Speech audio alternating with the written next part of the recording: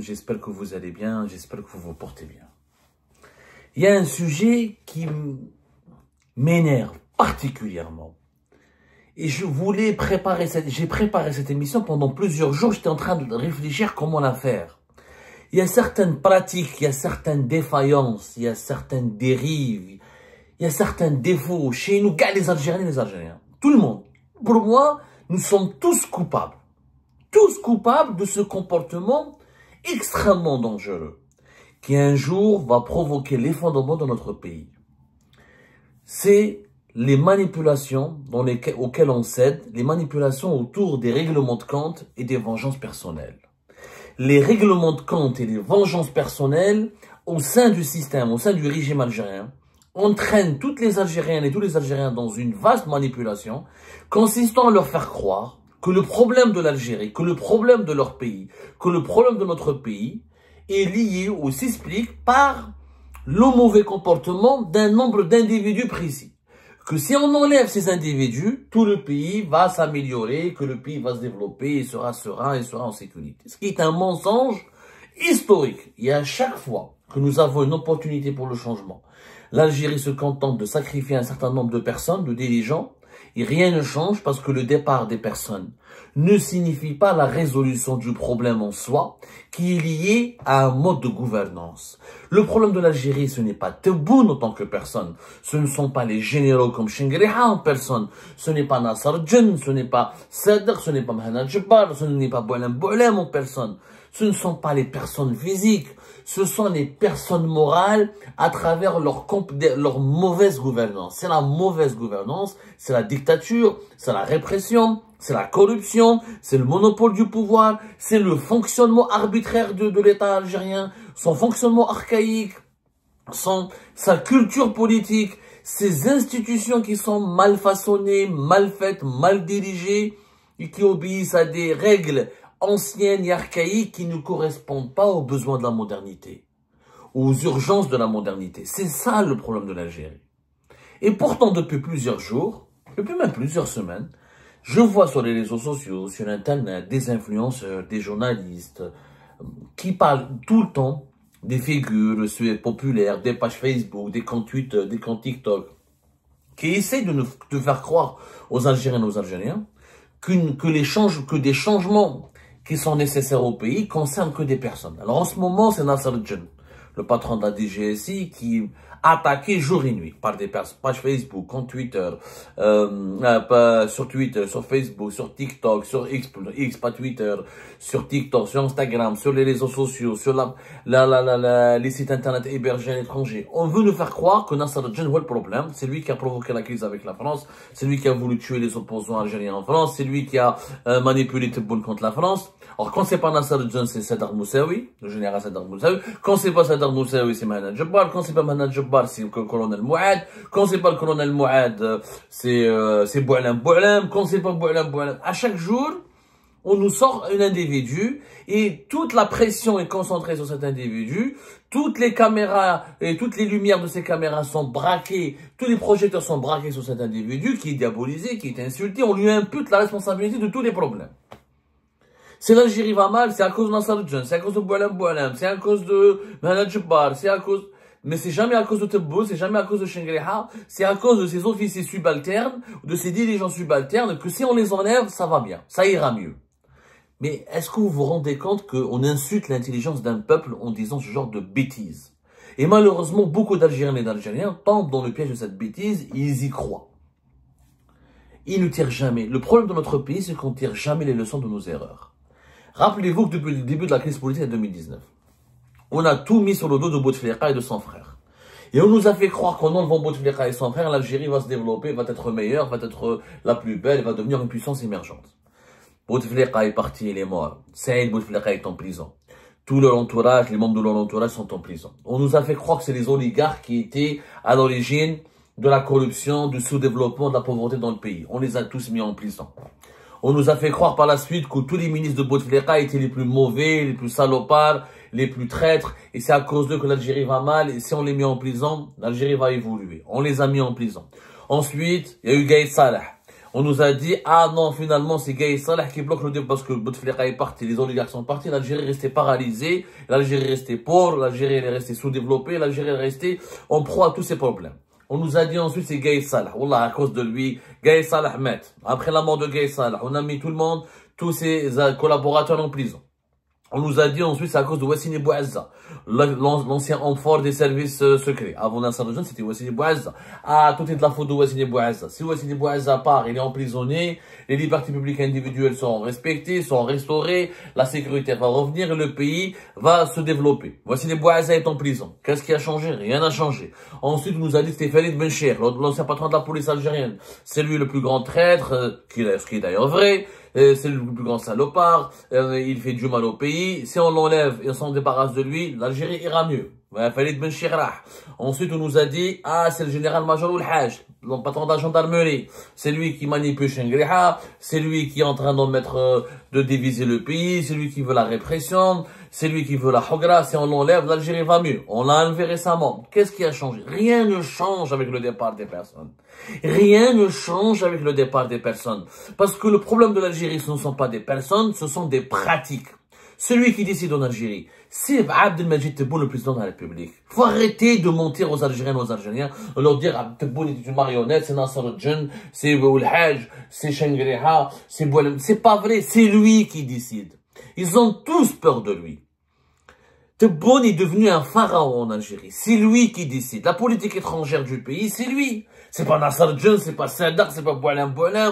Ces gens-là peuvent lui souffler à l'oreille. Mais ils peuvent lui souffler à l'oreille que ce qu'il a envie d'entendre. Personne n'a le courage en Algérie. Même Chengriha n'a pas le courage d'aller voir Tebboune, de lui dire, il va dire, là, tu te trompes, c'est pas comme ça qu'on gère le pays. Personne ne le fait. Tout le monde veut dire à Tebboune ce qu'il a envie d'entendre. Quand on a envie de lui dire quelque chose, on lui dit avec une telle gentillesse, on lui dit avec un ton mielleux, en faisant de longues introductions sur son intelligence, sur sa beauté, etc., pour à la fin aboutir à une critique qu'on devrait lui soumettre. Personne n'ose contredire Tebboune. Il a dit, كنت نحينا ناصر الجن كما نحينا واسيني بوعزة كما نحينا بن شيخ كما نحينا جنرال يوسف كما نحينا جنرال نبيل كما نحينا كاع لي جينيرaux اللي قبلوا لي مورا etc. L'Algérie elle a changé, l'Algérie elle a évolué. Est-ce qu'il y a moins de détenus politiques? Non. Est-ce qu'il y a plus de développement économique? Non. Est-ce qu'il y a moins de pauvreté? Non. Est-ce qu'il y a plus de moutons? Non. Est-ce qu'il y a moins d'inflation? Non. Est-ce que les Algériens vivent mieux ou la qualité de vie en Algérie s'est améliorée pour autant? Non. C'est complètement faux. Le départ des officiers, des décideurs subalternes ne réglera pas le problème. Demandez l'égorgement de Nasser Djennou, de Sadak, de Mohamed Jebbar ou de Mouad. Ce sont des pions, ces gens-là. Ce sont des dirigeants, ils ont leurs torts, ils ont leurs qualités, ils ont leurs défauts, ils ont leurs bienfaits, ils ont leurs méfaits. Mais ils n'ont joué qu'un rôle extrêmement secondaire dans toutes les crises que subit l'Algérie depuis le début.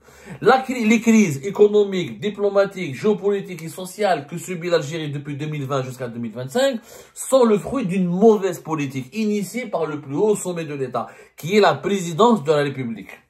Et cette présidence dirigée par Tebboune, les mauvaises décisions s'expliquent par un contexte national. Même si on enlève Tebboune, aujourd'hui même, si on enlève Tebboune, et si on ne change pas le système, on va rien. Mais il dit Tebboune, il dit, on ne tire pas les leçons. نحينا بوتفليقة وسبينا بوتفليقة واليوم on le regrette. واليوم عشينا نقولوا ربي استغلطنا في بوتفليقة كنا ملاح. On faisait pas la queue pour les moutons, on faisait pas la queue pour le sucre et l'huile, on commandait pas les voitures, on commandait pas les pièces détachées, il y avait pas autant de ruptures de stock, il y avait pas autant de pénuries, la vie n'était pas aussi chère, 1 euro ne valait pas 260 ou 258 dinars, on n'avait pas autant de problèmes avec les Émirats, la France, le Maroc, la Libye, le Mali, le Niger, le Burkina, l'Arabie Saoudite, on a un problème. Chaque jour, chaque mois, on a une crise avec un pays. À l'époque de Bouteflika, on n'avait pas tout ça. Quand on s'est débarrassé de Bouteflika, on a eu pire. Aujourd'hui, je peux vous le dire, moi je suis pas un partisan de Tebboune, alhamdoulilah, mes engagements, mes critiques et mes oppositions à la politique menée par Tebboune sont très connus. Mais enlever Abdelmajid Tebboune, ce n'est pas une solution non plus. Enlever Tebboune, on peut avoir pire que lui. Je vous assure que Lyoum, dans la situation actuelle dans laquelle se retrouve le système algérien, il est fermé sur lui-même, allergique à toute contradiction, il veut pas de dialogue, il veut pas de compromis, il veut pas de réforme. Même Kitnahi Tebboune, celui qui va venir, dans le contexte actuel, avec les mêmes pratiques, avec le même environnement actuel, avec la même mentalité qui prévaut plus haut sommet du pouvoir algérien, il ne peut être que pire. Le prochain successeur de Tebboune, s'il est choisi par le système, s'il n'est pas choisi par la population, et s'il n'est pas choisi par un consensus entre différentes forces qui composent le pouvoir algérien, y compris la société civile, et s'il n'est pas choisi dans la douceur et dans la concertation, s'il est choisi par l'arbitraire, comme on a choisi, parce que Tebboune a été choisi par l'arbitraire en 2019, il a été choisi par l'arbitraire en 2024. Si on continue à gérer le pays par l'arbitraire, c'est-à-dire un petit groupe qui décide pour 47 millions de personnes, et le système qui décide pour le peuple, et c'est pas le peuple qui décide à la place du système, on va avoir pire que Tebboune. On va avoir une période pire que celle-là. Donc le changement des personnes ne veut rien dire. La solution en Algérie actuellement vient de deux choses. Ou le plus haut sommet du pays change de politique. Pas de personne, change d'abord de politique. C'est-à-dire si Abdelmajid Tebboune, son entourage et l'armée changent de politique, initie une nouvelle politique. Oui. Ensuite, on change les personnes. Mais si tu changes, Tebboune, Inch'Allah, il va se débarrasser de Boualem Boualem. Les problèmes de l'Algérie vont être résolus. Vous imaginez combien de ministres, d'anciens dirigeants, de généraux sont en prison, déchus, ou ont été forcés de s'exiler? Est-ce que l'Algérie, elle a changé pour autant? Elle empire, la situation empire. Parce que le changement des personnes n'apporte rien pour un pays. Ce qui apporte pour le pays, ce qui importe et ce qui apporte, c'est le changement d'une feuille de route, d'une politique, d'un agenda, d'une façon de gouverner le pays, d'objectifs, de stratégie. Changez les personnes. Et vous pensez que Boualem Boualem ou la Nasser Djen ou la Saddaq ou la Mhana Djebbar qui rouhou et khlas, l'Algérie va être nettoyée. Et ceux qui vont venir pourront être pires que ceux qui sont là. Donc le vrai débat, le vrai sujet, le vrai enjeu, c'est la façon avec l'Algérie à laquelle elle est gouvernée, c'est les mentalités politiques dans notre pays. Tant qu'on ne comprend pas que la démocratie elle est nécessaire, tant qu'on n'aura pas des dirigeants qui ont une nouvelle mentalité. La démocratie elle est nécessaire. Accepter l'opposition c'est nécessaire. Accepter la liberté de la presse c'est nécessaire. Accepter la liberté d'entreprendre c'est nécessaire. Oh, aller vers l'économie libérale, l'économie de marché, en finir avec l'économie planifiée, et en finir avec la surveillance sécuritaire, en finir avec le dogme que l'armée doit être le premier budget du pays à tout prix, en finir avec le dogme que la sécurité c'est elle qui ramène le développement alors que c'est le développement qui ramène la sécurité. Arrêtez d'avoir une gestion sécuritaire de tous les secteurs du pays, économique, le secteur juridique, le secteur des libertés publiques individuelles. Tant que nous privilégions uniquement l'approche sécuritaire, l'approche brutale, l'approche agressive, tant que nous sommes fermés sur nous-mêmes, tant que nous croyons au complot ourdi par tout le monde contre nous, tant qu'on ne relance pas une nouvelle politique, quand on n'accepte pas de se remettre en cause et de dire que le problème est en nous. Dans chaque Algérien, il y a un dictateur. Dans chaque Algérien, il y a un esprit fermé. Dans chaque Algérien, il y a un ennemi de la réussite et de la richesse. Dans chaque Algérien, il y a un complotiste. Dans chaque Algérien, il y a quelqu'un qui haït l'étranger ou qui a peur de l'étranger. Tant qu'on ne change pas notre mentalité collective et tant qu'on ne permet pas à la société publique, à l'Algérienne et à la population algérienne de discuter sereinement et de comprendre quels sont ses besoins, quels sont les besoins de l'Algérie, les besoins de l'Algérie, en finir avec la dictature. Parce que si on n'en finit pas avec la dictature, on ne peut pas avoir le développement économique. Si on n'a pas le développement économique, on ne peut pas avoir la lutte contre la pauvreté, contre les inégalités, contre les injustices sociales et contre les mauvaises conditions de vie. Si on n'en finit pas avec les mauvaises conditions de vie et la pauvreté, on aura de plus en plus de fléaux sociaux, de plus en plus de risques d'instabilité, d'insécurité et on sera faible pour affronter les défis que soulève le développement géopolitique, des événements géopolitiques dans notre entourage, dans notre voisinage, dans notre région, Tout est lié. C'est ça les vrais enjeux. C'est de changer de politique. تقول لي تسب لي ناصر الجن ولا تسب لي الصادق ولا تسب لي تبون ولا تسب لي بوعلام هذه السبه حاجه سهله يعني vous imaginez que انا j'aurais pas pu faire comme Hicham Aboud et comme les autres نحل نبدا نسب لا يبول في سر والو هذا صالوبر ونجي وندير دي مليون دو فيو ونصفق عليه mais ça sert à rien, ça n'apporte aucune utilité, aucune valeur ajoutée au débat public. Ça ne permet pas à mes compatriotes de comprendre ce qui se passe réellement. Parce que c'est de leur mentir.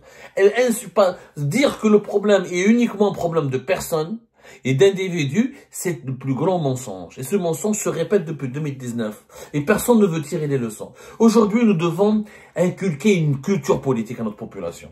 Et il faut que la population algérienne puisse décider pour son pays. Mais pour qu'elle puisse décider, il faut qu'elle soit bien informée. Pour qu'elle puisse être bien informée, il faut qu'elle puisse écouter. Et puisse écouter, être écoutée. Et qu'on lui donne des arguments, qu'on la cultive, qu'on lui élève le niveau intellectuel.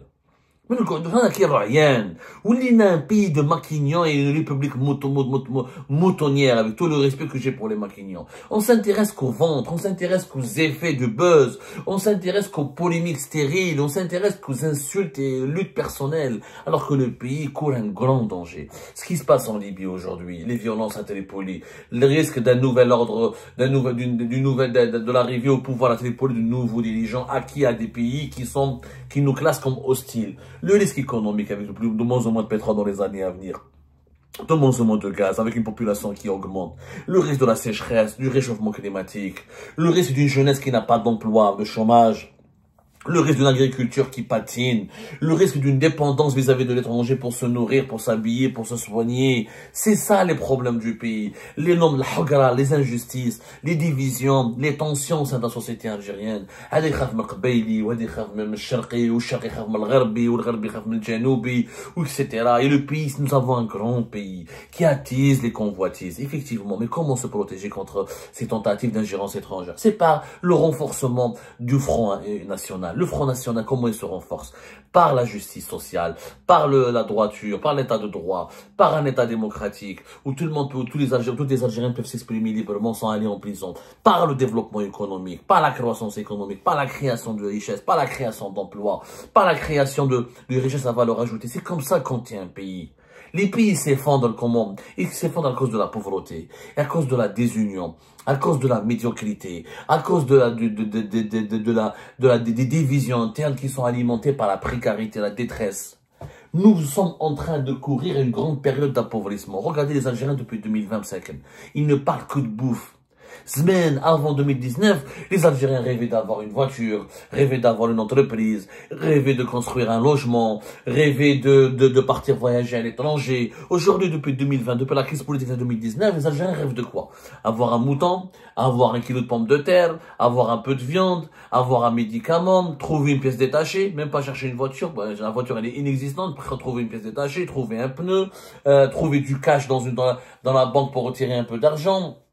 Ne pas aller en prison, ne pas se retrouver en prison, ne pas avoir des problèmes avec la police ou avec la justice. Voilà les petits rêves des Algériens et des Algériens. Mais cash, mais on n'a plus de rêves, on ne rêve plus. Les salaires sont devenus trop bas, la vie est extrêmement chère, le dinar est en train de chuter, 1 euro ou 260 dinars, la malvie, la pauvreté, l'appauvrissement, des ambitions. Avant 2019, on inaugurait la grande mosquée, on parlait de métro, de tramway, de stade. Depuis ces dernières années, pour Kitani, quelques aires de jeu pour les sports, quelques aires de jeux sportifs, et des petits jardins, d'une grande réalisation. Yanes, avant 2019, on voulait construire une nouvelle capitale, la Médina d'Alger, des gratte-ciel, on se satisfait d'un jardin public, de quelques aires de jeux sportifs pour les jeunes à Kita, à Bab-el-Oued, de l'aménagement d'une petite plage. Mais vous vous rendez compte, la régression dans laquelle on se retrouve aujourd'hui, ça c'est pas les personnes. Ça, c'est une politique. Encore une fois, changer les individus et faire croire que les règlements de compte et les vengeances personnelles, parce que de l'aqliyata, on change. Les ennemis de Nasser al-Jinn, ils darbou, les ennemis de Sadaq, ils darbou, les ennemis de Boualam, ils darbou, les ennemis de Tebboune, ils darbou. Ce ne sont pas les individus qui causent problème, c'est le système qui cause problème. C'est le système de gouvernance du pays qui doit changer profondément, de l'intérieur ou de l'extérieur, mais il doit changer avec le moins de dégâts possible pour la stabilité et la sécurité du pays. Ça, on ne comprend pas cela. On va jamais redresser notre pays.